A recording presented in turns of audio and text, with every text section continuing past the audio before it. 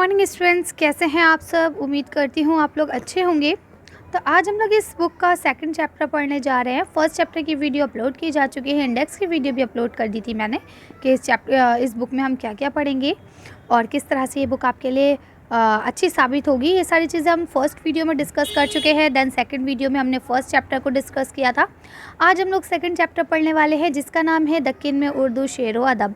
जैसा कि आप सब जानते हैं कि जब भी हम उर्दू के आगाज़ और इर्तिक़ा की बात करते हैं तो ठीक है, हम थोड़ा बहुत हर चीज़ को लेते हैं जैसे कि हमने पहले चैप्टर में लिया, लेकिन जब हम डिटेल स्टडी करते हैं कि असलियत में उर्दू का आगाज़ कैसे हुआ, कब हुआ, कहाँ हुआ, तो उसके लिए सबसे पहले हमें दक्कन का रुख करना पड़ता है।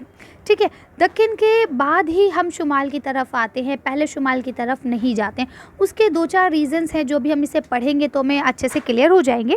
और वैसे हम जनरली ये बात कह सकते हैं कि पहले जो मतलब उर्दू की जो सरपरस्ती हुई ना, वो दक्कन में ही हुई, क्योंकि दिल्ली में उर्दू जो लैंग्वेज थी, सरकारी कह लीजिए या अवामी लैंग्वेज कह लीजिए, वो सब ज़्यादातर फ़ारसी थी। और ज़ाहिर सी बात है लोग शेर व शायरी उसी ज़बान में करते हैं जिसका कवायद हो, है ना। तो लोग ज़्यादातर फ़ारसी में ही कहते थे और उर्दू को बहुत गिरी पड़ी ज़बान समझा जाता था। इसलिए उर्दू में इतना कुछ नहीं मिला शुमाल में। और इब्तिदाई नमूने जो भी है, चाहे आप दास्तान ले लीजिए, चाहे आप नज़्म ले लीजिए, जो भी आप कहें, चाहे आप मसनवी ले लीजिए या पहला आप साहिब दीवान शायर ले लीजिए, सब कुछ आपको दक्कन से ही मिलता है। तो इसलिए जब भी हम उर्दू के आगाज़ और इर्तिक़ा की बात करते हैं तो सबसे पहले हम लोग दक्कन की तरफ जाते हैं। ठीक है, तो आज हम लोग भी इस वीडियो में अपना रुख दक्कन की तरफ ही करेंगे और जानेंगे कि कैसे कैसे उर्दू का इर्तिक़ा या जो आगाज़ रहा वो दक्कन में कैसे हुआ और वहाँ की आम पब्लिक ने उसमें क्या रोल प्ले करा और बादशाह ने क्या इसमें सरगर्मियाँ दिखाई। ये सारी चीज़ें हम लोग जानेंगे। तो चलिए पढ़ते हैं। तब इसको पढ़ना शुरू करते हैं। तो देखिए यहाँ लिखा है, उर्दू शेर व अदब की तारीख़ में दक्कन को बड़ी अहमियत हासिल है। इसके फ़रोग़ में यहाँ के बादशाहों ने भी हिस्सा लिया। दक्कन का ही एक बादशाह कुली कुतुब शाह उर्दू का पहला साहिब दीवान शायर भी है। दक्कन के एक अहम शायर वली दक्कनी ने अपनी गज़ल गोई के लिए बेपनाह मकबूलियत हासिल की। तो देखिए बिल्कुल साफ़ बात है कि दक्कन में जो है खाली ऐसा नहीं रहा कि आवाम ने ही योगदान दिया हो या उन्होंने ही सिर्फ अपना फ़रोग़ के लिए हिस्सा लिया हो, बल्कि बादशाहों ने भी हिस्सा लिया वहाँ के। इसके अलावा दक्कन का ही एक बादशाह है जिसका नाम है कुली कुतुब शाह, वो पहला साहिब दीवान शायर कहा जाता है। ये क्वेश्चन आते हैं, इनको आप पॉइंट आउट करते चलेंगे। अगर आपके पास बुक है तो उसमें अंडरलाइन कर लीजिए, अगर नहीं है तो आप लोग इन्हें एक शॉर्ट नोट बना लीजिए कॉपी में, है ना। चलिए आगे बढ़ते हैं। तो आपको ये भी पता है कि वली दक्कनी का जब कलाम दिल्ली आया 1600 में, उसी के बाद से ही दिल्ली में भी उर्दू में शायरी शुरू हुई थी, वरना उससे पहले दिल्ली में जो शायरी हुआ करती थी या जो भी चीज़ें लिखी जाती थी वो फ़ारसी में ही हुआ करती थी। और अगर कोई उर्दू में लिखता था तो उसको बहुत हकारत की निगाह से देखा जाता था। आगे लिखा है, पहले दक्कन की हदूद में गुजरात, तेलंगाना और कर्नाटक के इलाके शामिल थे। यहाँ 4 ज़बानें गुजराती, मराठी, तेलुगु और कन्नड़ बोली जाती थी। उर्दू ज़बान सबसे पहले शुमाल हिंद से आने वाले सूफिया इकराम के साथ यहाँ पहुँची। सूफिया इकराम ने अब देखिए सूफिया इकराम के साथ यहाँ पहुँची क्यों? क्योंकि सूफिया इकराम को एक ऐसी ज़बान चाहिए थी जो आम फ़हम हो, जो हर कोई समझ सके, है ना। इसीलिए उन्होंने वहीं की जो अवामी ज़बान थी उसको ही लिया, जो कि बाद में चल के उर्दू कहलाई। ठीक है, रशद व हिदायत के सिलसिले में मुकामी ज़बानों से मेल जोल बढ़ाया। इस मेल जोल से एक नया लिसानी माहौल तैयार हुआ। दक्कन पर अलाउद्दीन खिलजी की फ़तह ने शुमाल और जुनूब को एक धागे में पिरोने का काम किया और नई लिसानी माहौल को मज़ीद फ़रोग़ हासिल हुआ। तो यहाँ तक भी बिल्कुल क्लियर है कि अलाउद्दीन खिलजी ने इसमें और ज़्यादा कहते हैं ना, आग में घी का काम किया, उन्होंने इसको और अच्छे से बढ़ाया। ठीक है, आग में घी का काम वैसे हम नेगेटिव सेंस में लेते हैं, लेकिन यहाँ हमें पॉजिटिव सेंस में लेना है कि अच्छाई के लिए, है ना। एक धागे में पिरो दिया और उससे उर्दू को मज़ीद फ़रोग़ मिला। आगे बताते हैं। कुछ ही अरसे बाद 1327 में मोहम्मद बिन तुग़लक ने हिंदुस्तान की राजधानी को दिल्ली से दक्कन के इलाके दौलताबाद में मुंतकिल करने का फ़ैसला किया। पायतख्त की तब्दीली से नए लिसानी माहौल को तेज़ी के साथ परवान चढ़ने का मौका मिला। ज़िंदगी के हर शोबे से ताल्लुक़ रखने वाले अफराद यहाँ आकर बस गए। तो ये बात बिल्कुल आपको क्लियर होगी। कह रहे हैं कि ठीक है, अलाउद्दीन खिलजी ने इसमें बहुत अच्छा सा काम किया, लेकिन मोहम्मद बिन तुग़लक जो थे बादशाह, उन्होंने राजधानी मुंतकिल कर दी थी। हिंदुस्तान की राजधानी दिल्ली को हटाकर दौलताबाद कर दिया था। ٹھیک ہے، اور یہ ہم پہلے چیپٹر میں اچھے سے ڈسکس کر چکے ہیں، اس لیے اس بات کو میں اور آگے ڈسکس نہیں کروں گی. اگر آپ لوگ نے پہلا چیپٹر دیکھا ہے تو اچھی بات ہے، نہیں تو آپ اس چیپٹر کو دیکھیں تو یہ چیزیں آپ کو اور اچھے سے سمجھ میں آئیں گی. اس کے بعد بولتے ہیں کہ جب پایا تخت یعنی راجدھانی جب منتقل ہوئی تو وہاں کی جو لسانی چیز تحریر تھی، یعنی کہ جو نئی زبان وجود میں آ رہی تھی، اس کو اور زیادہ فروغ ملا. اور اس کے علاوہ جب یہ بھی ہم نے ڈسکس کیا تھا کہ محمد بن تغلق نے یہ حکم دیا تھا کہ کوئی بھی یہاں نہیں رہے گا، ہے نا. تو اس کے ساتھ ساتھ یہاں یہ بات بھی بتا دیتے ہیں کہ سارے ہر تعلق سے، ہر شعبے سے تعلق رکھنے والے افراد یہاں آ کر بس گئے تھے، اسی لیے اردو زبان میں اور زیادہ تیزی آ گئی. زبان کے لین دین کا جو عمل صوفیہ اکرام سے شروع ہوا تھا وہ فوجیوں، سپہ سالاروں سے ہوتا ہوا احکام اور دربار تک پہنچ گیا. یعنی کہ اب کیا بولتے ہیں کہ صرف جو صوفیہ اکرام نے شروع کرا تھا وہ وہیں ختم نہیں ہو گیا، وہیں دب کے نہیں رہ گیا، وہ فوجیوں، سپہ سالار، بادشاہ ہر طرف سے اپنے آپ میں آگے بڑھتا رہا. اگرچہ 1 سال کے بعد ہی دلی کو دوبارہ راجدھانی بنا دیا گیا، تاہم دلی سے تعلق رکھنے والے زیادہ تر لوگوں نے وہاں رہائش اختیار کر لی. یعنی کہ اب بولتے ہیں کہ ٹھیک ہے دوبارہ سے دلی کو راجدھانی منتقل کر لیا گیا، یہ بات ٹھیک ہے، لیکن پھر بھی جو بہت سارے لوگ وہاں پہ رہتے تھے وہ واپس نہیں آئے، انہوں نے اپنی راجدھانی وہیں رہن دی. مطلب راجدھانی کہہ رہی ہوں، وہ لوگ وہیں اپنی جو رہائش تھی وہ وہیں رہن دی، وہ وہاں سے دوبارہ سے تبدیل نہیں ہوئے کہ ہم نہیں جا رہے اب. ٹھیک ہے نا. آگے کیا لکھا ہے، دلی سے آئی ہوئی زبان پر مقامی اثرات کی وجہ سے اسے آگے چل کر ایک نیا نام دکنی دے دیا گیا. یعنی کہ اب جو دلی سے زبان آئی تھی اس پہ مقامی اثرات پہنچ گئے تھے، اسی لیے اس کو دکنی نام دے دیا گیا. کیوں؟ کیونکہ وہ دکن میں ہی بولی جا رہی تھی، جو کہ اردو کی قدیم شکل ہے. یعنی کہ ہم اسے اردو کی قدیم شکل کہہ سکتے ہیں. کیوں؟ کیونکہ اسے قدیم اردو کہنا ہی مناسب ہے، کیونکہ اس کے افعال اور جمعوں کی نوی ساخت جو ہے اس کے اعتبار سے دکنی اور اردو میں کوئی بھی فرق نہیں ہے. ٹھیک ہے. یوں بھی پورا دکنی سرمایہ فارسی اور اردو کی ادبی روایت کا حصہ ہے. یعنی کہ اگر ہم بات کریں تو دکنی سرمایہ جو بھی ہے، جو بھی دکن کی آپ کی کتابیں ہیں، جو بھی ادب ہے، ادبی سرمایہ، وہ سب فارسی اور اردو زبان سے ہی ہے. ٹھیک ہے. تو اس طرح سے یہ آپ کا ایک پس منظر بنا. دیکھیے جب بھی آپ کوئی آنسر، دیکھیے اب تو سارے کوشچن جو بھی آپ کے ایگزامس وغیرہ ہوتے ہیں وہ آبجیکٹیوس ہوتے ہیں، یعنی کہ آپ کو ایم سی کیوز آتے ہیں کہ بھائی آپ کو ٹک کرنا ہے اور جو صحیح ہے وہ صحیح، جو غلط ہے وہ غلط، ہے نا. لیکن آج بھی جامعہ وغیرہ میں جو انٹرنس ہوتا ہے ایم اے وغیرہ کا، اس میں آج بھی آبجیکٹیو کے ساتھ ساتھ سبجیکٹیوس ایگزامس بھی ہوتے ہیں. تو جب بھی آپ سبجیکٹیو ایگزام دیتے ہیں، یا اگر آپ اگنو وغیرہ کے اسٹوڈنٹ ہیں اور آپ اس سے پڑھ رہے ہیں یا ایس او ایل سے ہیں، تو آپ لوگوں کو آنسر لکھنے کا ایک پیٹرن آنا چاہیے، ہے نا. تو سب سے پہلے جب ہم آنسر لکھتے ہیں کسی بھی ٹائپ کا کوشچن ہو، کیونکہ جنرلی آپ کے 15 مارکس کا ایک کوشچن آتا ہے، ٹوٹل 5 to 7 کوشچنس ہوتے ہیں جس میں آپ کو 5 کوشچن اٹیمپٹ کرنے ہوتے ہیں.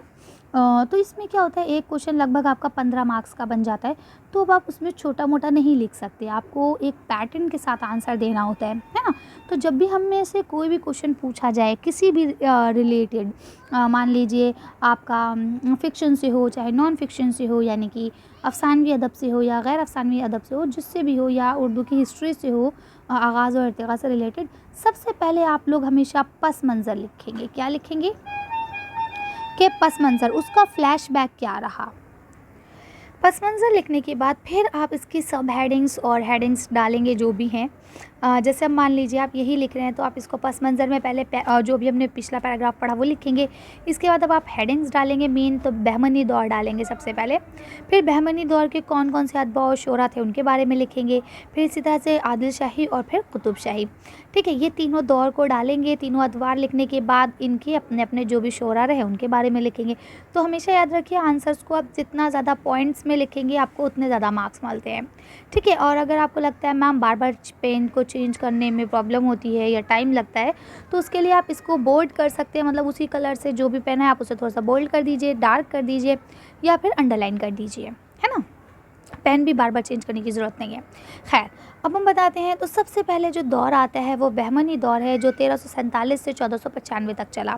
تو یہاں لکھتے ہیں کہ دکن میں اردو زبان اور ادب کے فروغ کے تعلق سے بہمنی سلطنت کا قیام بھی ایک اہم واقعہ ہے. یعنی کہ بہمنی دور کا جو بہمنی سلطنت کا جو قیام ہوا یہ بھی بہت اچھا ثابت ہوا. اس کے دو بڑے نتیجے سامنے آئے تھے۔ ایک تو یہ کہ حسن گنگو بہمنی نے مرکزی حکومت سے مقابلہ کرنے کے لیے مقامی حمایتوں کو لازمی سمجھا، یعنی کہ وہ چیزیں جو مقامی ہیں ان کو انہوں نے ہٹایا نہیں، انہیں اسکپ نہیں کیا، ٹھیک ہے۔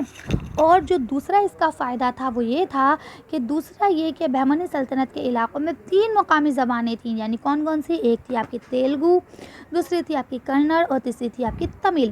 تینوں بولی جاتی تھی۔ ان میں سے کسی ایک کو دوسرے پر فوقیت دینے کی بجائے انہوں نے کیا کام کرا؟ اردو کو سرکاری سرپرستی حاصل ہوئی، یعنی کہ انہوں نے تمل، تیلگو اور جو یہ کنڑ تھی اس میں سے ان زبانوں کو نہیں لیا، انہوں نے کیا کام کرا؟ سرکاری زبان کے لیے اردو کو لیا۔ ظاہر سی بات ہے اگر ان تینوں میں سے کسی ایک زبان کو وہ سرکاری زبان بناتے تو ہو سکتا ہے کہ پنگے بازی شروع ہو جاتی، لڑائی جھگڑا شروع ہو جاتا آپسی، تو اس لیے انہوں نے کہا کہ ان میں سے تینوں میں سے ہم کسی کو بھی سرکاری زبان نہیں بنائیں گے بلکہ ہم اردو کو سرکاری سرپرستی حاصل کریں گے، ٹھیک ہے۔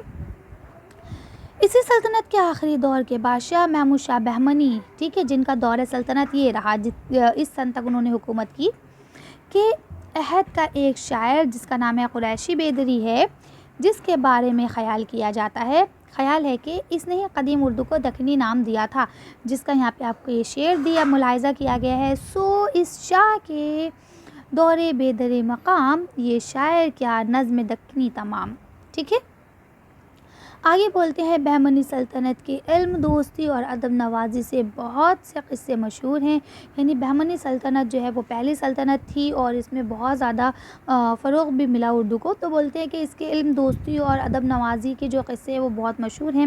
کہا جاتا ہے کہ انہوں نے ہی خواجہ حافظ شیرانی کو ہندوستان آنے کی دعوت دی تھی۔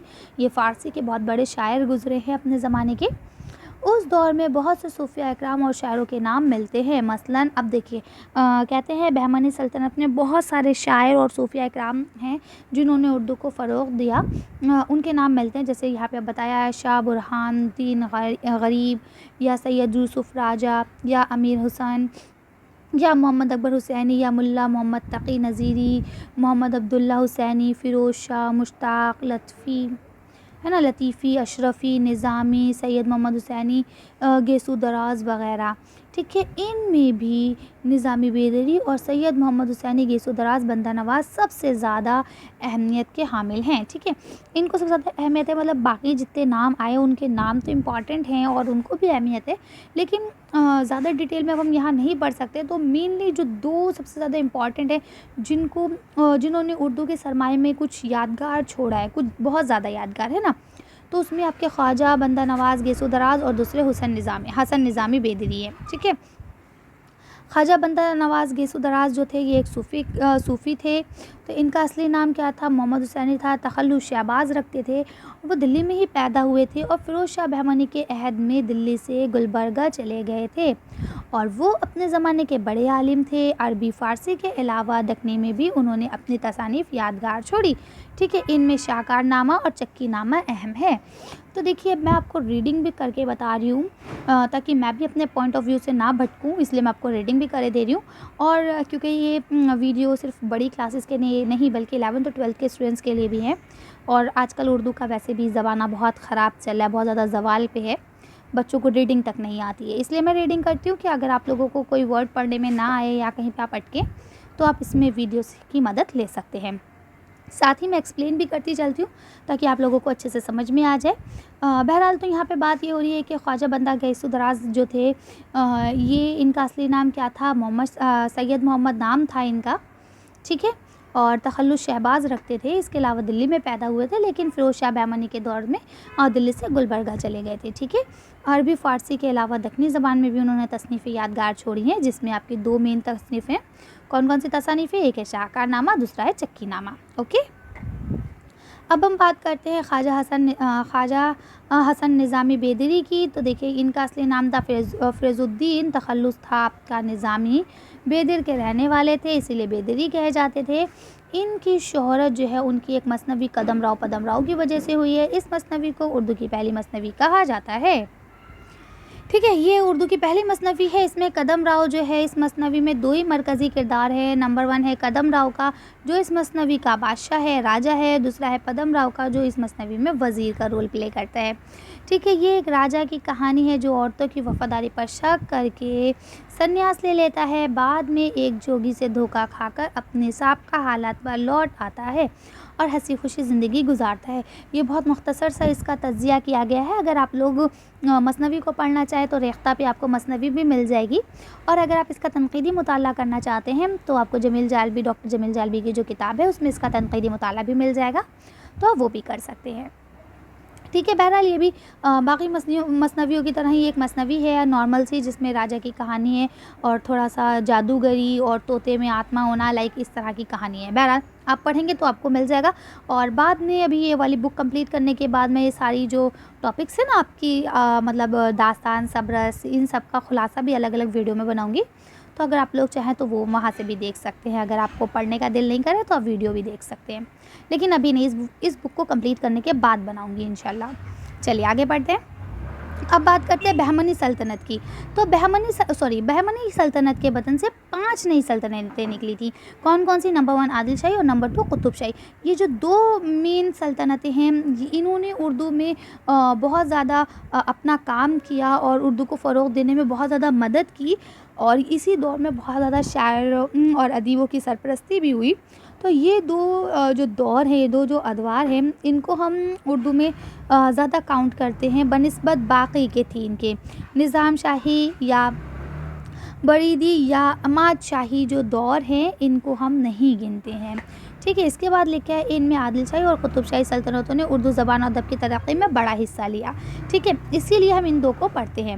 تو دیکھیے اب ہم نے یہاں پہ پہلے تھوڑا سا پس منظر جانا، پھر بہمنی دور کو پڑھا، پھر بہمنی دور کے 2 بڑے شعراء جو گزرے ہیں ان کے بارے میں پڑھا. پھر ہم نے یہ جانا کہ بہمنی دور کی بطن سے 5 الگ الگ سلطنتیں نکلی تھیں، جس میں سے 2 بہت امپورٹنٹ ہیں، عادل شاہی اور قطب شاہی.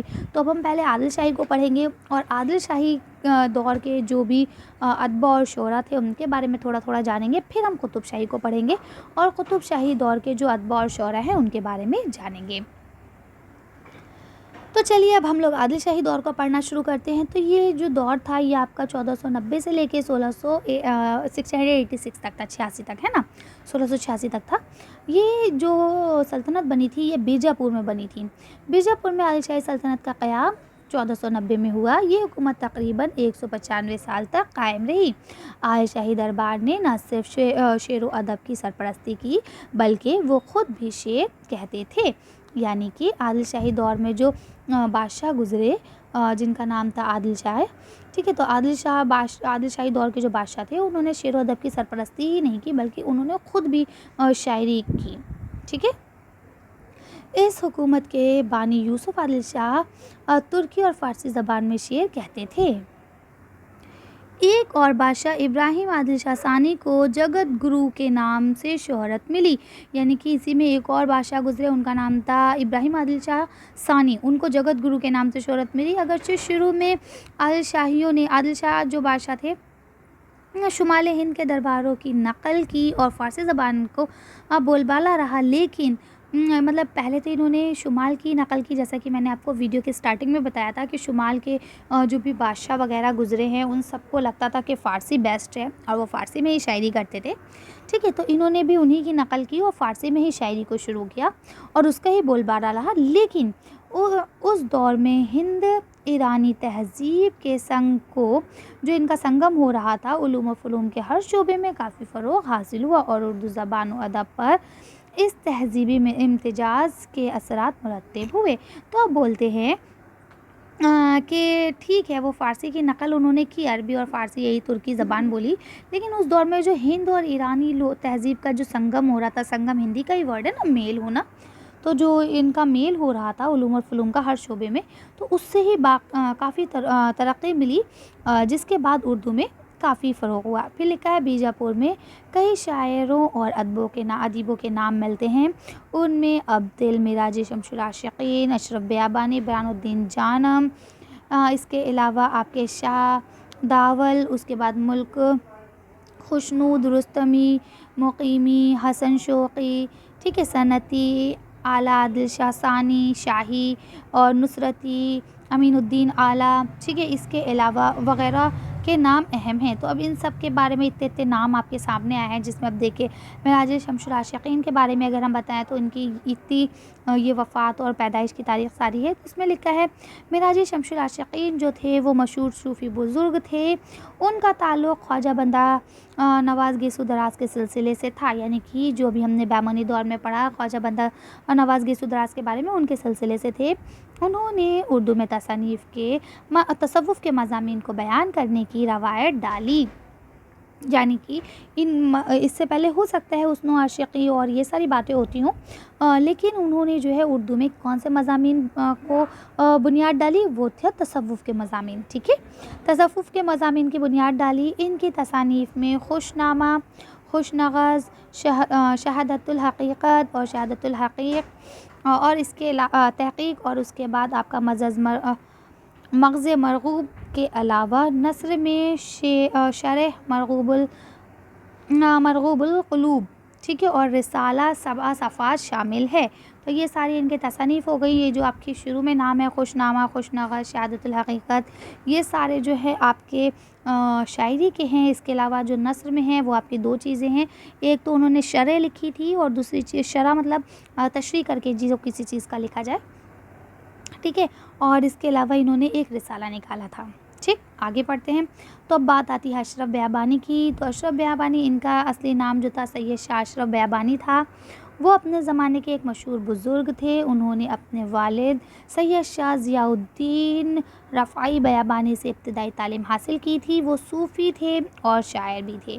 उनकी तसानीफ़ में लाज़िमुल मुब्तदी, वाहिद बारी और नौ सराहे अहम है, ठीक है। नौ सराहे मसनवी है। बता देते हैं कि ये नौ सराह जो है ये एक मसनवी है और इसका मौजू जो है वो करबला का वाक़या है। इसकी अहमियत ज़बान और बयान के एतबार से मुसल्लिम है, यानी कि करबला का वाक़या आप सब जानते हैं कि करबला का वाक़या अलग अलग लोगों ने अलग अलग स्टाइल में अलग अलग ज़बानों में लिखा है, लेकिन इसको जो अहमियत मिली है वो इसलिए मिली है कि इसकी जो ज़बान और बयान है वो बहुत अच्छा है। इसके बाद बात करते हैं इब्राहिम आदिल शाह सानी की। तो इब्राहिम आदिल शाह सानी आदिल शाही सल्तनत के तीसरे बादशाह थे और वो फ़ारसी और दक्कनी दोनों में शेर कहते थे। मुसव्विरी और मौसीक़ी से भी उन्हें गहरा लगाव था। मुसव्विरी यानी पेंटिंग, मौसीक़ी यानी कि म्यूज़िक, ठीक है। उनकी मशहूर तसनीफ़ जो है किताब नौरस या नौरस नामा है।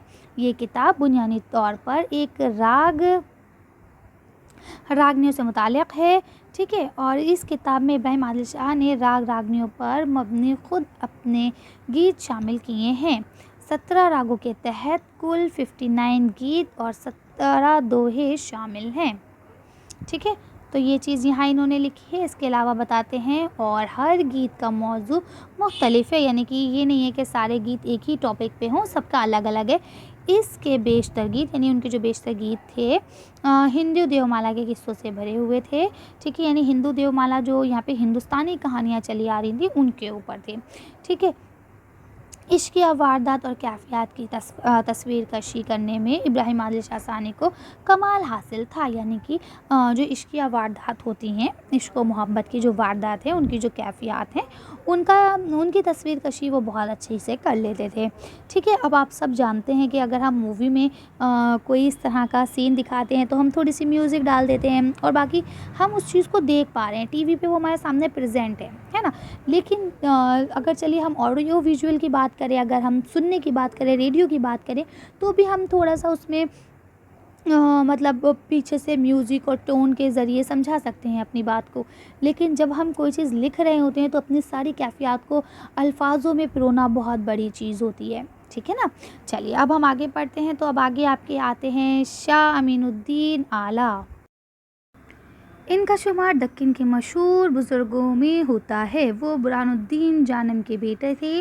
उन्होंने अपने मुरीदों की हिदायत और रहनुमाई के लिए रिसाले लिखे, ठीक है, और शेर भी कहे। यानी जो उनके मुरीद हुआ करते थे, आप जानते हैं पहले ज़माने में पीर और मुर्शिद का कॉन्सेप्ट बहुत ज़्यादा था, आज भी है लेकिन उस हद तक नहीं है जितना पहले हुआ करता था। तो उसको कहते हैं कि उस अपने मुरीदों की हिदायत के लिए, उनकी रहनुमाई के लिए उन्होंने रिसाले वगैरह लिखे थे। वजूद नामा, चक्की नामा, वसल नामा, मोहब्बत नामा, नूर नामा, नज़्म वजूदिया और आपका रमूज़ुल सालिकीन, गंज मख्फ़ी, इसके अलावा रमूज़ुल आरिफ़ीन वग़ैरह उनकी तसानीफ़ हैं। तो ये आपके सारे इनकी तसानीफ़ हो गई। देखिए ये कोई बहुत बड़े नहीं हैं, एग्ज़ाम्स वग़ैरह में इनका इतना ज़िक्र नहीं होता है। जो बड़े बड़े होते हैं, बड़े शायर या बड़े अदबा और जिनका सरमाया उर्दू में काबिल ज़िक्र है ना। देखिए ठीक है, इनको भी काउंट किया जाता है, अच्छी बात है। लेकिन ये होता है कि कुछ शायर या कुछ अदबा ऐसे होते हैं जिनको सिलेबस में यानी निसाब में शामिल किया जाता है, और जो निसाब में शामिल किए जाते हैं वही एंट्रेंस वग़ैरह में पूछे जाते हैं, ठीक है ना। अब आपके यहाँ आते हैं अली आदिल शाह सानी शाही, जिनका तखल्लुस था। ये मोहम्मद आदिल शाह के जानशीन अली आदिल शाह सानी के सानी शाही बुलंद पाया शायर थे, ठीक है। यानी ये इनके जानशीन थे और एक बुलंद पाया शायर थे। शायर के अलावा वो ख़त्ताती, मौसीक़ी, मुसव्विरी और फ़न सिपागिरी में भी महारत रखते थे, ठीक है। तब ख़त्ताती आप लोग समझते हैं, जो ये इस तरह से लिखा जाता है, एक तरह से कैलियोग्राफी है ना। उसके बाद मौसीक़ी, म्यूज़िक हो गई, मुसव्विरी यानी कि आपकी जो चित्रकारी होती है, तस्वीर वगैरह बनाना, और फ़न सिपागिरी का मतलब होता है कि घुड़सवारी, तलवारबाजी, ये सारी चीज़ें, ठीक है। इन सब में उन्हें महारत हासिल थी। उन्होंने ना सिर्फ शायरों और आलिमों की कदरदानी की, बल्कि ख़ुद भी ज़्यादातर असनाफ़ सुख़न में तब आज़माई की। यानी कि यही नहीं कि सिर्फ एक या दो में ही करते, सारे ज़्यादातर असनाफ़ सुख़न में उन्होंने तब आज़माई की, यानी हर चीज़ में लिखने की कोशिश की कि गज़ल भी लिखी तो नज़्म भी लिखी, ठीक है। कुलियात शाही, ये उनकी एक कलाम शाया हो चुका है, ये उनका एक दीवान है, कुलियात है पूरी, कुलियात शाही के नाम से, जिसमें क़साइद, मसनवी, ग़ज़लियात, चार दरचर, ठीक है। इसके बाद आपके गबत और फ़ारसी कलाम और क़तात तारीख़ शामिल है। क़तात तारीख़ मतलब होता है 4 मिसरे होते हैं और उसमें ना किसी चीज़ की तारीख़ निकाली जाती है उन मिसरों में, ठीक है। जैसे कि कौन पैदा कब हुआ, या बादशाह जो है वो तख्त पे कब बैठा, तो इस तरह से ये बनाए जाते थे, इन्हें क़तात तारीख़ कहा जाता था, ठीक है ना। कि कौन बादशाह कब बैठा। इसी के बाद में दिल्ली में इसके जो है सिक्के चलते थे, इसका सिक्का भी बोला जाता था। बहरहाल आगे पढ़ते हैं तो देखिए यहाँ आपको बताते हैं कि शाही की नुमाया ख़ुसूसियत ये है कि उन्होंने अपने कलाम में मुकामी और मुल्की अनासर को बतौर ख़ास अहमियत दी। यानी उन्होंने फ़ारसी वग़ैरह के और जो मतलब ईरान वग़ैरह के जो कॉन्सेप्ट थे उनको इतना ज़्यादा अपनी शायरी में नहीं लिया, बल्कि अपने हिंदुस्तानी कॉन्सेप्ट को ही लिया, ठीक है। इसके बाद बताते हैं उनके कलाम का पूरा पस मंज़र हिंदुस्तानी है। निस्वानी हुस्न और मनाज़िर क़ुदरत की दिलफ़रेब अक्कासी में उन्हें महारत हासिल है, ठीक है। निस्वानी हुस्न का मतलब होता है कि लेडीज़ के जो हुस्न है, जैसे उनके बाल, उनकी आँखें, इसकी ये तारीफ़ करना, इसकी मंज़रकशी करना, या फिर आपके जो कुदरती मनाज़िर हैं, जैसे आपका बाग, फूल, ये सब चीज़ों का खिलना, बारिश का होना, इन सब का जो वो जो अक्कासी करते थे, यानी उनकी जो परछाई बनाते थे, उनको जो अपने अल्फाज में पिरोते थे, उसमें उन्हें बहुत महारत हासिल थी। आगे चलते हैं तो लिखा है, शाही ने हर सिन्फ़ सुख़न में अपनी इनफ़रादियत कायम की है। क़साइद में नुसरती के बाद उनका नाम बहुत नुमाया है। यानी अगर हम क़सीदे की बात करें तो क़सीदे में सबसे पहले नुसरती का नाम आता है उस दौर में। वैसे तो आज के दौर में अगर आप बात करेंगे तो क़सीदे में सबसे पहले सौदा का नाम आता है, सौदा के बाद ज़ौक़ का, ठीक है। और ज़ौक़ के बाद फिर आपके मोहसिन काकोरवी और अलग अलग बाकी जो है वो आते रहते हैं, ठीक है। लेकिन कहते हैं अगर हम पुराने ज़माने से बात करें तो सबसे पहले नुसरती का नाम आता है और नुसरती के बाद शाही का नाम आता है। इनकी ग़ज़लों में इश्क़ या तजुर्बात के साथ साथ तरन्नुम और नायात भी पाई जाती हैं। आगे हम बात करते हैं अब्दुल की, तो इनके कलाम के मुतालिक 2 रवायतें हैं। इनके नाम के मुतालिक है ना, इनके नाम के मुतालिक 2 रवायतें हैं। पहली रवायत के मुताबिक इनका जो नाम था वो अब्दुल्ला था, जबकि दूसरी रवायत के मुताबिक इनका नाम अब्दुल गनी था, ठीक है। अब जो अब्दुल थे, इन्हें इब्राहिम आदिल शाह सानी के दौर के दरबारी बादशाह रहे हैं, और इनकी मशहूर तसनीफ़ जो है वो इब्राहिम नामा है, जिससे बीजापुर का पहला अदबी कारनामा कहा जाता है। ये बादशाह वक्त का कसीदा है, यानी उस दौर का जो बादशाह था उसका कसीदा है। आप सब जानते हैं ना, असनाफ़ उर्दू में जो असनाफ़ सुख़न है उसके अलग अलग अक़साम होते हैं। مینلی ہم دو میں ڈیوائڈ کرتے ہیں، ایک نثری اقسام، دوسرے ہوتے ہیں آپ کے جو آپ کے نثری اقسام ہوتے ہیں نا.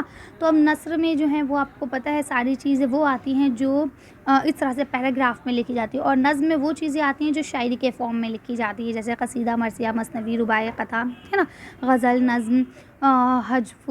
تو یہ ساری چیزیں آتی ہیں. اس کے لیے میں نے ایک الگ سے ویڈیو اپلوڈ کی ہے آپ لوگوں کی، جو اس کے علاوہ ایک اور آپ کی گرامر کی بک ہے نا، اردو قواعد اور انشاء کر کے، اس کے ہی نام سے پوری پلے لسٹ ہے، آپ اس میں پڑھ سکتے ہیں. ہر کانسیپٹ کو اس میں اچھے سے سمجھایا گیا ہے. بہرحال یہ بادشاہ وقت کا قصیدہ ہے، یعنی اس دور میں جو بادشاہ تھے ان کا قصیدہ ہے، ان کی تعریف کی گئی ہے. ابراہیم نامہ اپنے دور کے سماجی، اخلاقی اور مجلسی حالات اور واقعات کے آئینہ داری کے لیے مشہور ہے. یعنی کہ انہوں نے جو یہ قصیدہ لکھا ہے، ٹھیک ہے، دیکھیے جب ہم تعریف کرتے ہیں کسی کی تو جھوٹی سچی سب طرح کی کرتے ہیں، لیکن پھر بھی یہ کہتے ہیں کہ اس میں، کیونکہ دیکھیے تعریف جھوٹی سچی ہو سکتی ہے، لیکن جو ہم سماجی عکاسی کرتے ہیں، جو ماحول کی عکاسی کرتے ہیں، وہ کبھی بھی جھوٹی نہیں ہوتی ہے نا. تو کہیں نہ کہیں یہ اپنے سماج کے جو حالات تھے، جو اچھے تھے یا برے جو بھی تھے، اس کا بہت اچھا عکاس ہے.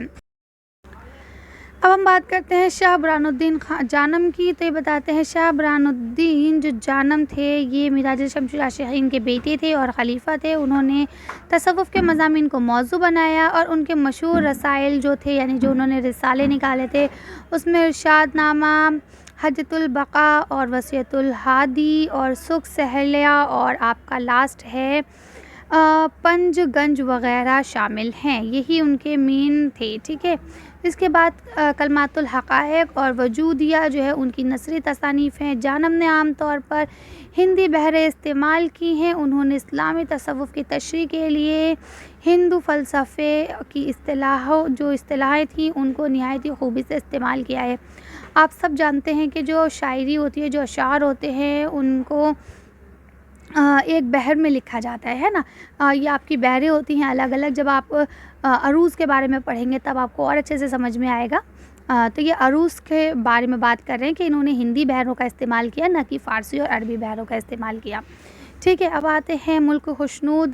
تو اب آپ کے جو یہ ملک خشنود ہے ان کا کیا نام ہے؟ تو دیکھیں یہاں لکھا ہے ان کا تعلق اصلاً اگر ہم صحیح بات کریں تو گولکنڈہ سے تھا، لیکن بعد میں بیجاپور چلے گئے تھے اور وہیں اعلیٰ عہدے پر فائز ہوئے. ان کی 2 مثنویاں ہیں. کون کون سی ہیں؟ ایک ہے جنت سنگار اور دوسرا ہے بازار حسن. ٹھیک ہے. جنت سنگار جو ہے یہ امیر خسرو کی فارسی مثنوی ہشت بہشت ہے، اور جو بازار حسن ہے وہ انہوں نے یوسف زلیخا کا دکنی ترجمہ کیا ہے. ٹھیک ہے. اس کے بعد اگر ہم بات کریں رستمی کی، تو ان کا جو نام تھا کمال خاں تھا. وہ عادل شاہ دربار سے وابستہ تھے. رستمی بڑے قادر الکلام شاعر تھے. انہوں نے غزلیں بھی کہی ہیں اور قصیدے بھی. ٹھیک ہے. رستمی کی جو شہرت ہے وہ ان کے ترجموں کی وجہ سے ہوئی. یعنی کہ دیکھیے ایسا بھی ہوتا ہے کہ کچھ چیزیں تبازات ہوتی ہیں جو ہم خود سے لکھتے ہیں، اور کچھ چیزیں ایسی ہوتی ہیں جو ترجمہ کرتے ہیں. ہم کسی اور کی لکھی ہوئی چیزوں کو اپنی زبان میں یا کسی دوسری زبان میں ترجمہ کرتے ہیں. ٹھیک ہے. تو ان کی جو فیمس ہوئے، یہ جو ان کی شہرت ملی وہ ترجموں کی وجہ سے ملی. انہوں نے ایک فارسی مثنوی خاور نامہ کا دکنی میں ترجمہ کیا تھا. ٹھیک ہے. جو 24,000 اشعار پر مشتمل تھا. ٹھیک ہے. اس میں 222 عنوانات کے تحت حضرت علی کی جنگی فتوحات کا بیان تھا. یعنی کہ یہ جو آپ کا خاور نامہ ہے اس کا دکنی میں ترجمہ کیا تھا، جو کتنے اشعار پر مشتمل تھا؟ 24,000 اشعار پہ. ٹھیک ہے. اور اس میں اس کا جو مین عنوان تھا وہ کیا تھا؟ حضرت علی کی جنگی فتوحات کا بیان کرنا، کہ حضرت علی نے کس طرح سے الگ الگ جنگوں کو فتح کیا تھا. ٹھیک ہے. جس میں 222 ٹائٹلز ہیں، سب ٹائٹلز جسے ہم بولتے ہیں. ٹھیک ہے. اس کے بعد آگے بات کرتے ہیں تو شوقی آتے ہیں. تو یہاں لکھا ہے ان کا اصل نام جو ہے وہ حسن تھا، اور شوقی تخلص اختیار رکھتے تھے. ٹھیک ہے. ان کا تعلق بھی دکن کے 3 درباروں یعنی کہ 3 بادشاہوں کا انہوں نے عہد دیکھا تھا. ایک عادل شاہی، دوسرا قطب شاہی اور تیسرا نظام شاہی سے تھا. ٹھیک ہے. عمر کا بڑا حصہ نظام شاہی حکومت میں گزارا تھا. اپنی زندگی کے آخری ایام میں وہ عادل شاہی سلطنت سے وابستہ ہو گئے تھے. انہوں نے شاعری میں بڑا نام پیدا کیا. فتح نامہ، نظام شاہ اور میزبانی نامہ ان کی 2 مثنویاں ہیں. ٹھیک ہے. انہوں نے غزلیں بھی کہیں. دکنی ادب کی تاریخ میں حسن شوقی کی بڑی اہمیت ان کے معنوں میں بھی ہے کہ انہوں نے ولی سے قلب صنف غزل کو مقبول خاص و عام بنایا، یعنی کہ یہ ہے کہ ٹھیک ہے اوروں کی طرح شوقی نے بھی الگ الگ چیزیں لکھی، مثنویاں کہیں، غزلیں کہیں، لیکن ان کی جو مقبولیت ہے وہ اس لیے زیادہ ہے کہ انہوں نے ولی سے قبل یعنی ولی سے پہلے صنف غزل کو مقبول عام اور خاص کر دیا تھا، یعنی کہ عام اور خاص دونوں میں مقبول کرا تھا غزل کو، ٹھیک ہے، اور ان کا دیوان جو ہے حسن الشوخی کے نام سے شائع ہو چکا ہے۔ اس کے بعد اگر ہم بات کریں مقیمی کی، تو مقیمی جو ہیں وہ ابراہیم عادل شاہ کے زمانے کے مشہور شاعر تھے۔ انہوں نے مثنوی کہی، کیا نام تھا؟ چندر بدن اور مہیار، ٹھیک ہے۔ اسی طرح سے انہوں نے عادل شاہی دور کی پہلی عشقیہ مثنوی مانا جاتا ہے۔ ان کا شمار اردو کے اپنے دور کے مقبول مثنویوں میں ہوتا ہے، یعنی ان کی جو مثنوی تھی اس کا شمار اپنے دور کی مشہور مثنویوں میں ہوتا تھا۔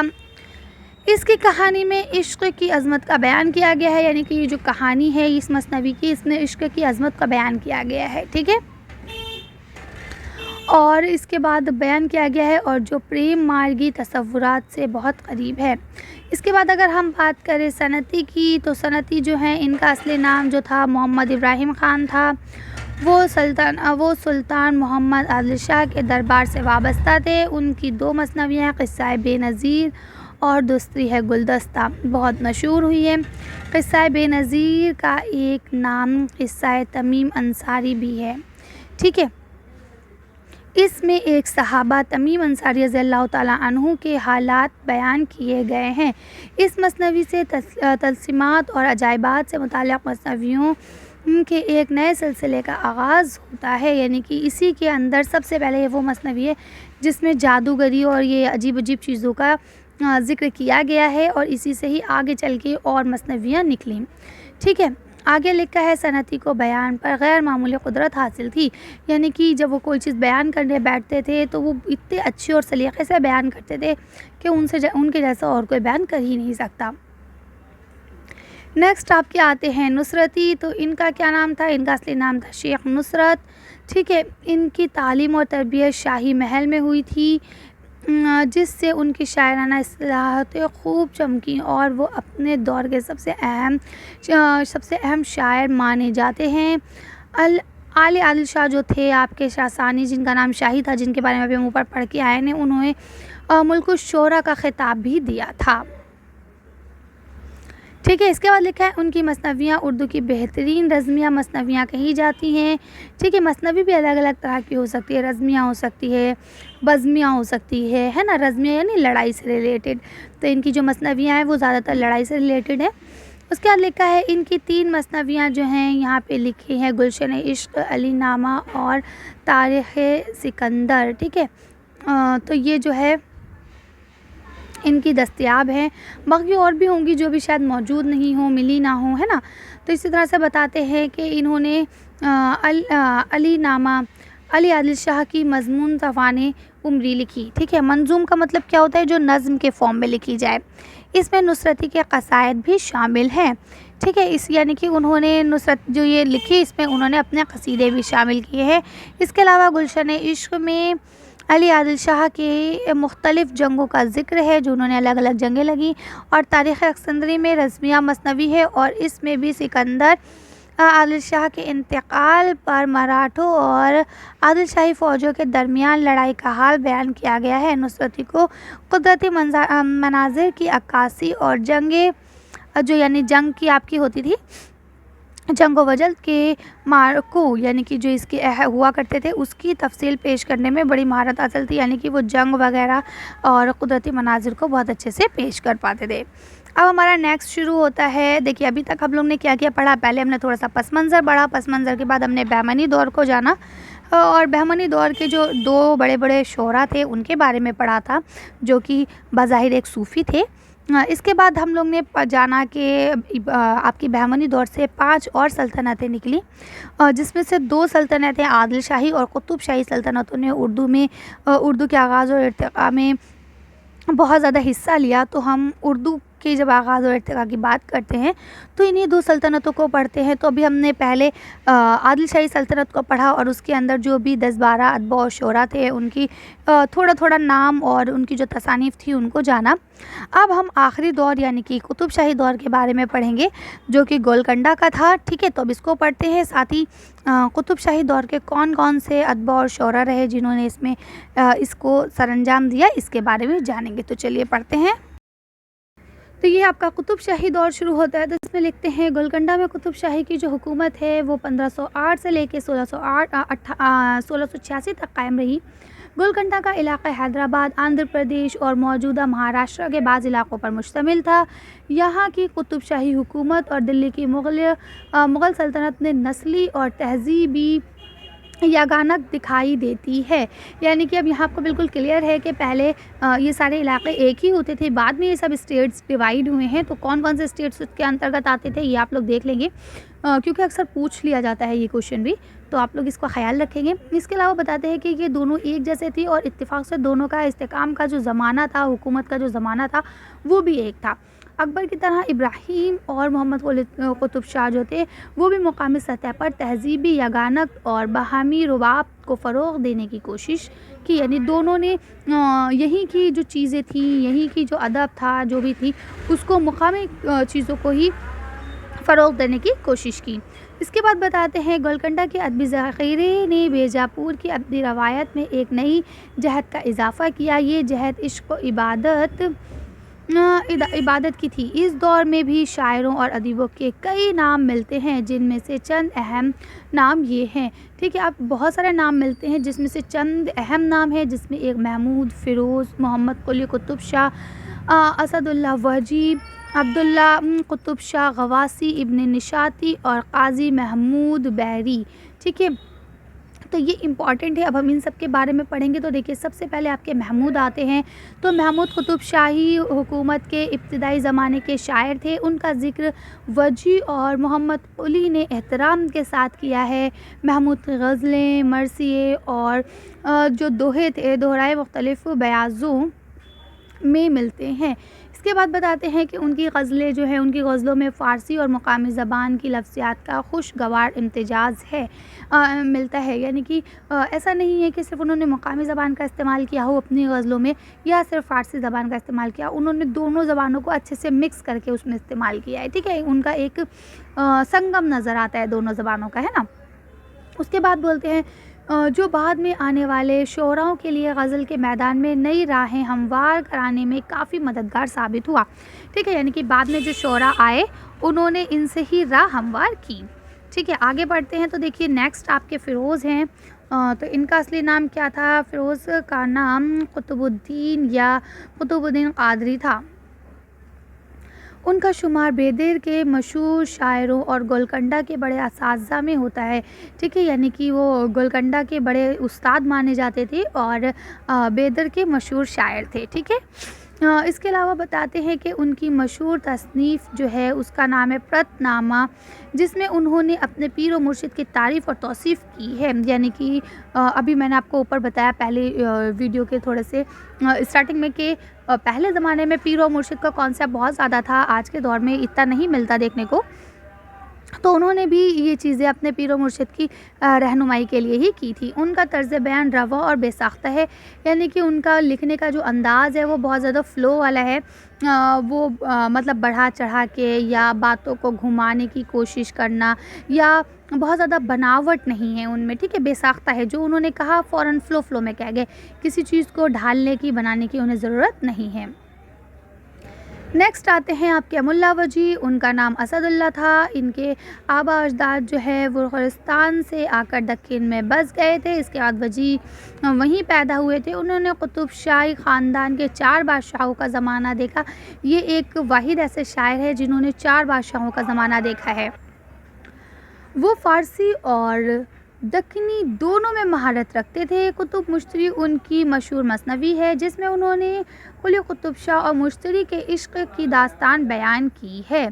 ठीक है, तो मुल्ला वजी की मेनली 3 किताबें ही मिलती हैं। नंबर 1 कुतुब मुश्तरी मिलती है जो कि एक मसनवी है। इसके अलावा सबरस मिलती है जो कि एक तमसीली दास्तान है। इसके अलावा तीसरी चीज़ मिलती है ताजुल हक़ायक़। ठीक है, तो इनकी 3 किताबें मिलती हैं। ताजुल हक़ायक़ का यहाँ जिक्र नहीं है, लेकिन क्योंकि क्वेश्चन में अक्सर पूछा जाता है इसलिए मैं आप लोगों को बता देती हूँ। ठीक है, इसके बाद यहाँ आपको बताते हैं ये मसनवी अंदाज़ बयान, तशबीहात और इस्तिआरात और तासीर की वजह से अपनी मिसाल आप है। तो अब तशबीहात क्या होते हैं, इस्तिआरात क्या होते हैं, इन सब के लिए मैंने अलग से वीडियो अपलोड कर दी है, आप लोग उसे देख सकते हैं। आगे लिखते हैं कि वजी की एक नसरी तसनीफ़ भी है जिसका नाम सबरस है, जो कि उर्दू की पहली दास्तान मानी जाती है, जो कि 1635 में लिखी गई थी। इसका जो मौजू है वो तसव्वुफ़ और उसलूब है। ठीक है, और इसका उसलूब जो है वो तमसीली है। अच्छा, तमसील का क्या मतलब होता है आप लोग जानते हैं? मैं शॉर्ट में बता देती हूँ। फ़िलहाल मैंने इसके ऊपर ऐसी कोई वीडियो बनाई नहीं है ना, इसलिए मैं आपको अभी समझा देती हूँ फटाफट। तमसील का मतलब ऐसा होता है कि जो चीज़ वाकई में नहीं बोल सकते वो चीज़ें आपस में बोलते हुए नज़र आते हैं। जैसे कि अब आप अगर इस दास्तान को पढ़ेंगे तो आप देखेंगे कि इसमें दिल, हुस्न, इश्क, ठीक है, अक़ल, ये सब किरदार हैं। तो क्या दिल, जिस्म और ये हुस्न और अक़ल और ज़ुल्फ़, ये कोई मतलब किरदारों के नाम है? ये तो हमारे जिस्म के अज्ज़ा हैं, है ना? या फिर हमारी कितने एहसासात हैं, किसी से इश्क होना या फिर आपके जो ये इस तरह के हैं, ये सब एहसास हैं हमारे, है ना? तो अब ये तो बोल नहीं सकते, लेकिन इस दास्तान में इनको ही मतलब बोलते बात करते दिखाया गया, तो इसी चीज़ को हम तमसील कहते हैं। ये आपको बाद में जब आप देखेंगे तो आपको ये इंशाया निगारी में भी मिलेगा, और इक़बाल के यहाँ भी बहुत ज़्यादा तमसील निगारी नज़र आती है। जैसे पहाड़ और गिरहली बातें कर रहे हैं, आपने उनकी नज़्म पढ़ी होगी, है ना? तो ये सारी चीज़ें तमसील निगारी में आती हैं। अब हम बात करते हैं कुली कुतुब शाह की। तो ये आपके कुली कुतुब शाह हैं, ये उर्दू के पहले साहिब दीवान शायर हैं। ठीक है, इसके अलावा इनका जो ख़ानदान है ये कुली कुतुब शाही ख़ानदान के 5वें हुक्मरान थे, और वो मुग़ल बादशाह जलालुद्दीन मोहम्मद अकबर के हम असर थे और हैदराबाद शहर के बानी भी थे। 47 साल की उम्र में इनका इंतकाल हो गया था। कुली कुतुब शाह का उर्दू कुलियात 50,000 अशार पर मुश्तमिल है, जिसमें सभी असनाफ़ के नमूने मौजूद हैं। उन्होंने उर्दू शायरी को ईरानी शायरी के रंग व आहंग से रोशनास कराया और इसमें हिंदुस्तानी फ़िक्र और एहसास और तहज़ीब व माशरात की अक्कासी की। इन दोनों हैसियतों से मोहम्मद कुली कुतुब शाह का कलाम संग मील की हैसियत रखता है। तो यहाँ बात बिल्कुल क्लियर है, कोई भी चीज़ ऐसी नहीं है जो आपको डिटेल में समझाई जाए कि उन्होंने फ़ारसी और ईरानी शायरी से उर्दू शायरी को रोशनास कराया और हिंदुस्तानी रंग और रूप को, हिंदुस्तानी जो फ़िक्र है, जो एहसासात है, उनको अपनी शायरी में पेश किया। इसके अलावा उनके जो कुलियात है वो 50,000 शेरों पर मुश्तमिल है और सभी असनाफ़ के नमूने मिलते हैं। ठीक है, आगे देखिए यहाँ लिखा हुआ है मोहम्मद कुली कुतुब शाह नायिकाए भेदी और ये श्रृंगार रस जो है, ये सारे हिंदी के रस हैं कि नज़ाकतों से वाकिफ़ थे, यानी ये हिंदी रस से भी बहुत वाक़फ़ियत रखते थे। इसके अलावा इन्होंने 12 मासा, ये सारी चीज़ें भी लिखी हैं। इसके बाद इन्होंने बताया है उन्होंने औरतों के हर रूप में पेश किया है, यानी उन्होंने औरतों का जो भी रूप होता है हर रूप को उन्होंने पेश किया। इसके अलावा फ़ारसी तलमियात के साथ साथ हिंदी देवमाला और हिंदुस्तानी तलमियात और इस्तिआरात भी खूब इस्तेमाल किए हैं। यानी यही नहीं कि सिर्फ उन्होंने फ़ारसी के तलमियात और फ़ारसी के ही इस्तिआरात का इस्तेमाल किया हो, बल्कि उन्होंने हिंदी देवमाला और हिंदुस्तानी तलमियात का भी खूब अच्छे से इस्तेमाल किया। ठीक है, अब यहाँ पे आपका नेक्स्ट अब्दुल्ला कुतुब शाह आता है। अब्दुल्ला कुतुब शाह, उन्होंने अपने नाना मोहम्मद कुली कुतुब शाह की अदबी रवायत को आगे बढ़ाने में अहम किरदार अदा किया। फ़नून लतीफ़ा और शेर व अदब की सरपरस्ती के साथ साथ उन्होंने भी शायरी में कमाल दिखाया। उनके कलाम में रंगारंग, ठीक है, यानी कि अब इसमें जो है रंगारंग की महफ़िलों की खूबसूरत अक्कासी मिलती है। यानी इन्होंने कुछ बहुत ज़्यादा काम नहीं किया, कोई भी चीज़ें यादगार नहीं छोड़ी, बस ठीक है थोड़ा बहुत उर्दू में अहम रोल प्ले करा, लेकिन देखिए ऐसे लोगों को नहीं गिना जाता है। अब ये गवाज़ी जो है ये आपके इम्पॉर्टेंट हैं। ठीक है, تو لکھا ہے غواسی جو تھے یہ قلی قطب شاہ کے دور کے اہم شاعر تھے. سلطان جو آپ کے تھے عبداللہ قلی قطب شاہ، انہوں نے ملک الشعراء کا خطاب بھی انہیں دیا تھا اور یہ سفیر کے عہد پر بھی فائز رہے. ان کی 3 مثنویاں ہیں جو مین ہیں. اس میں ایک ہے مینا سوانتی، دوسری ہے سیف الملوک اور بدیع الجمال، ٹھیک ہے، اور اس کے بعد ہے طوطی نامہ. 3 ان کی مشہور مثنویاں ہیں. غزل، قصیدے، رباعی اور مرثیوں پر مشتمل ان کا ایک دیوان بھی موجود ہے. حسن و عشق کا موضوع ان کا خاص میدان ہے. اور غواسی کی 3 مثنویاں جو یہ ہیں، ان کا عشق، یہ جو تینوں مثنویاں ہیں یہ عشقیاں ہیں، لیکن جو عشق کا قصے ہیں وہ مختلف انداز میں بیان ہوئے ہیں. ایسا نہیں ہے کہ عشقیہ قصے ہیں تو کنٹینیوسلی سب ایک جیسے ہو، انہیں الگ الگ انداز میں انہوں نے بیان کیا ہے. ان قصوں کے پیچھے اخلاق اور معاشرات کے آئینے اور ادب بھی تمثیلی پیمانے میں نظم کیا گیا ہے، ٹھیک ہے. یعنی کہ ایسا نہیں ہے کہ صرف موٹے طور پہ بات کی جائے. اگر اسے آپ ڈیٹیل میں دیکھیں گے، ڈیپ اسٹڈی کریں گے تو آپ کو پتہ چلے گا کہ اس میں جو انہوں نے اخلاق کو، معاشرات کو، یہ ساری چیزوں کو بھی انہوں نے بیان کیا ہے. اس کے بعد بتاتے ہیں زبان اور بیان کے اعتبار سے بھی غواسی نے اپنی انفرادیت قائم کی ہے. یعنی ان کے زبان اور بیان جو تھا، طرز تحریر جو تھا، انداز بیان جو تھا وہ بھی الگ تھا. اب دیکھیے نیکسٹ آپ کے ابن نشاطی آتے ہیں. تو ان کا نام یہاں آپ کو دیکھیے لکھا ہوا ہے کہ شیخ محمد مظہر الدین تھا. یہ عبداللہ قطب شاہ کے دربار سے وابستہ تھے. ان کی جو مثنوی ہے پھول بند، یہ ان کی بہت فیمس مثنوی ہے جو کہ ان کی تبازات نہیں ہے بلکہ ترجمہ ہے، ٹھیک ہے، فارسی قصے کا ترجمہ ہے. اس کے علاوہ انہوں نے بتایا کہ انہوں نے عبداللہ قطب شاہ کی مدح میں اشعار بھی لکھے تھے. اس کے علاوہ نشاطی کی یہ مثنوی جو ہے، مثنوی لفظی اور معنوی خوبیوں سے پر ہے، یعنی کہ پوری طرح سے بھری ہوئی ہے. اس میں لفظی بھی خصوصیات ہیں اور معنوی خصوصیات بھی ہیں. اب بات کرتے ہیں بحری کی. تو دیکھیے یہ بھی آپ کے، ان کا نام قاضی محمود تھا. تخلص بحری اختیار کرتے تھے. اس کے علاوہ یہ بھی ایک معروف صوفی بزرگ تھے، ٹھیک ہے. من لگن ان کی مشہور مثنوی ہے. یہ اس میں جو ہے تصوف کے ہی مضامین ہیں. ان کا انداز بیان جو ہے وہ بھی اچھا ہے. میں جلدی پڑھا رہی ہوں، بہت زیادہ لینتھی ہو گئی یہ ویڈیو، ٹھیک ہے. ان کی دوسری مثنوی جو ہے وہ بھنگ آب نامہ بھی ہے، ٹھیک ہے. یہ بھی آپ کی بحری نے غزلیں بھی کہی ہیں، ٹھیک ہے، جو بہت زیادہ ساختہ، مطلب بے ساختگی کے ساتھ کہی گئی ہیں، بہت اچھی زبان میں لکھی گئی ہیں، ٹھیک ہے. اور ان کا جو نام ہے، دکن میں اردو ادب کی جو روایت عادل شاہی اور قطب شاہی دور میں قائم ہوئی تھی، ان حکومت کے خاتمے کے بعد ان میں مزید جو ترقی ہوئی ہے وہ، اس کے لیے 2 بڑے نام سامنے آتے ہیں. نمبر 1 ہے ولی اور دوسرے ہے سراج، ٹھیک ہے. تو اب ان کو ذرا ہم پڑھ لیتے ہیں. تو دیکھیے ولی دکنی جو ہے، جیسا کہ آپ سب جانتے ہیں کہ ولی دکنی وہ ہیں جنہوں نے شمال میں اردو کا ایک طرح سے ابتدا کی تھی، مطلب اس کا ارتقاء کرنا شروع کرا تھا. کیونکہ جب ولی کا دیوان 1600 میں واپس آیا ہے تو انہوں نے دلی کے جو شعراء تھے انہوں نے اردو کو، ان کے دیوان کو دیکھا اور تب سے اردو میں شاعری کہنا شروع کرا. ایسا نہیں ہے کہ اشعار نہیں کہتے تھے، لیکن وہ یہ مانتے تھے کہ ہم صرف منہ کا ذائقہ بدلنے کے لیے کرتے ہیں، ادروائز ہم فارسی داں ہیں اور ہم فارسی میں ہی اشعار کہیں گے، ٹھیک ہے. تو اب یہاں آپ کو بتا دیا گیا ہے کہ ولی کا جو نام ہے محمد ولی ہے. ان کے پیدائش سے، ان کے رہنے سے تھوڑا سا اتفاق ہے. کوئی کہتے ہیں کہ یہ اورنگ آباد میں پیدا ہوئے تھے، جبکہ کوئی کہتے ہیں کہ یہ گجرات میں تھے.